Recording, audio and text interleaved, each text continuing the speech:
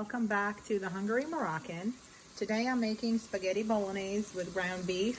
Super kid-friendly meal. Everyone absolutely loves the spaghetti bolognese. I've gone ahead and got started. I have 2 onions and about a head of garlic, cloves, freshly chopped, sauteing in a pan. As you can see, I've browned them up a little bit. Now I'm going to go ahead and add 2 pounds of ground beef. I use an 80-20 mix.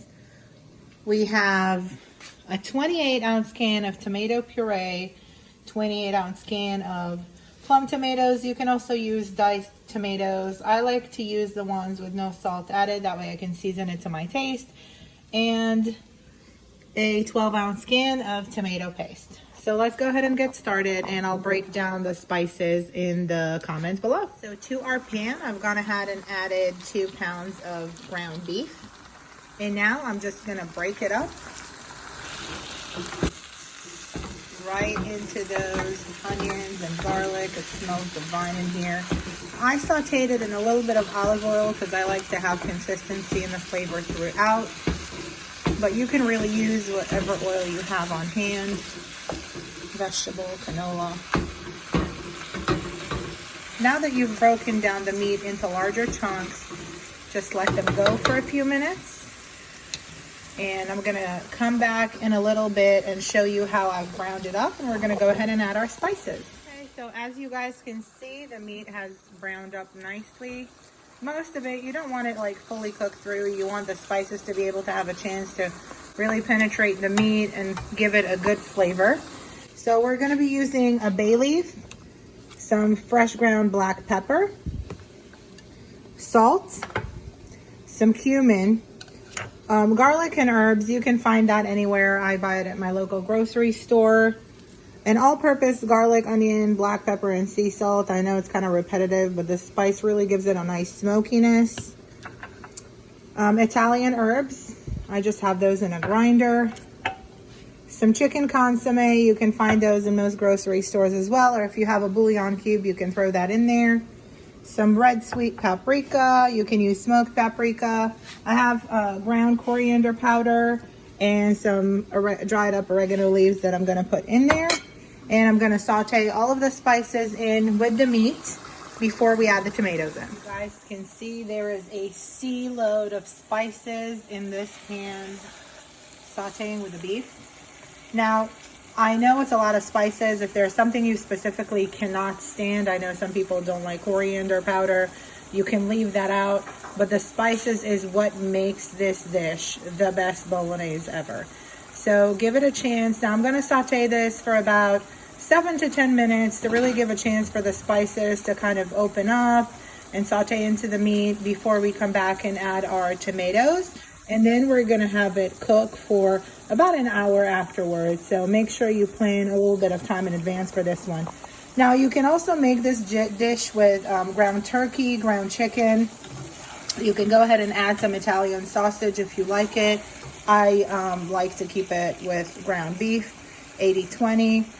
And this feeds, you know, our family of 6 here with about 2 meals for each one of us, and a decent portion at that. And that's with 2 pounds of ground beef. So if you have a larger family, you can make it with 3 or 4 pounds and just add a little bit more tomato product to the pot. Okay, so as you can see, the meat has been sauteing with the spices. I'm gonna start by adding the peeled plum tomatoes.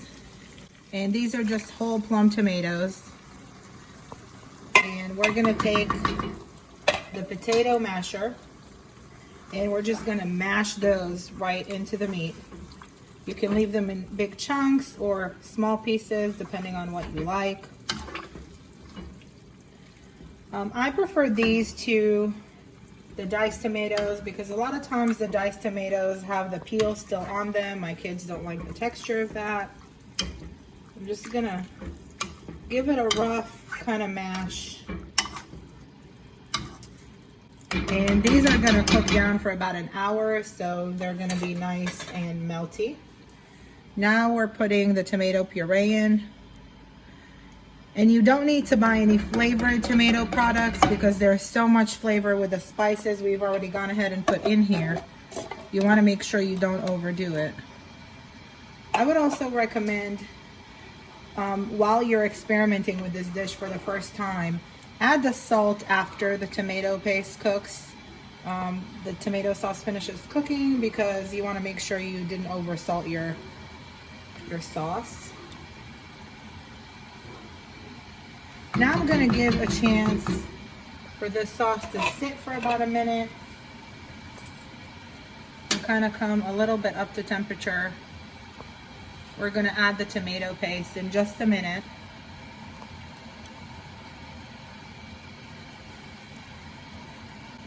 And I love my pasta sauce to be really thick and rich. But if you like it more on the runny side, then add a little bit of boiling water to it. And again, that also depends on the consistency of your sauce. Once you've put in the tomato products, some of them are juicier than others.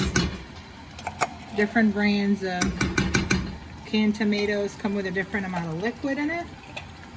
You want to make sure you reach the consistency that you like. Just take in consideration that once this cooks down for about an hour, it's going to evaporate some of the liquids out and it's going to be thicker.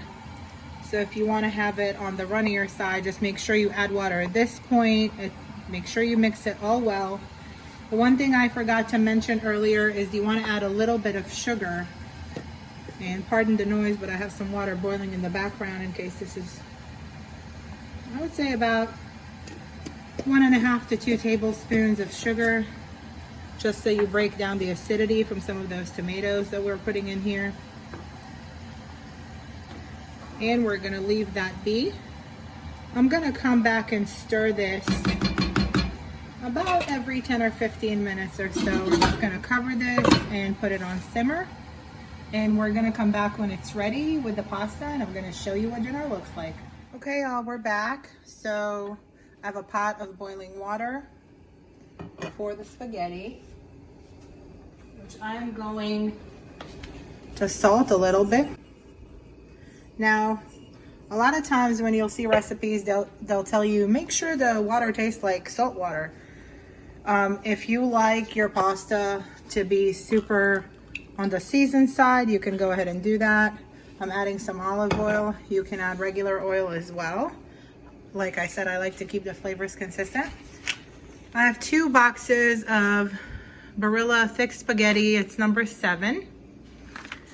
So 2 1-pound boxes, total of 2 pounds of spaghetti that I'm just putting into the pan. You can use any spaghetti you like for this, or any pasta you like for this, excuse me. I just like using spaghetti because my kids like twirling it. So we're just gonna follow the package instructions and cook it until it's al dente. What does this fancy al dente mean? It means that it has a little bite to it. The pasta is not mushy. It means your kids can't take it, throw it at the wall, and it's gonna paste there, okay? It just means it still has a little bit of a chew. And don't forget, it's gonna keep on heating up with our sauce just a little bit. So you wanna make sure you do it a little bit under. We're gonna come back when it's all ready and show you dinner. Everyone, so our sauce is done. I've gone ahead and strained the pasta. I took out the bay leaves. I had a couple in the pot, as you can see. And now I'm just gonna add a little bit of fresh chopped basil.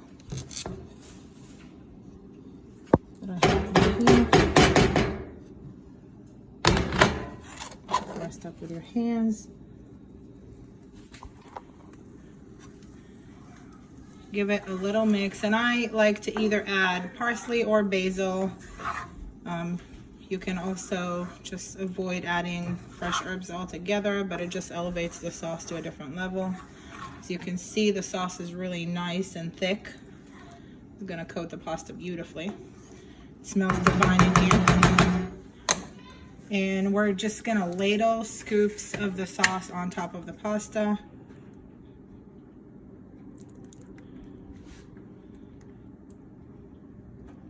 We have pieces of chunky tomato. Okay, we are at the end of the road. Dinner is ready, you guys. So we have garlic knots. It's just store-bought garlic knots. The spaghetti. Nice, steamy, and delicious. And I'm gonna call down the kids for dinner. You guys, don't forget to try out this recipe. Tell me how you like it. Leave some comments down below. Remember to like and subscribe for more recipes. See you next time.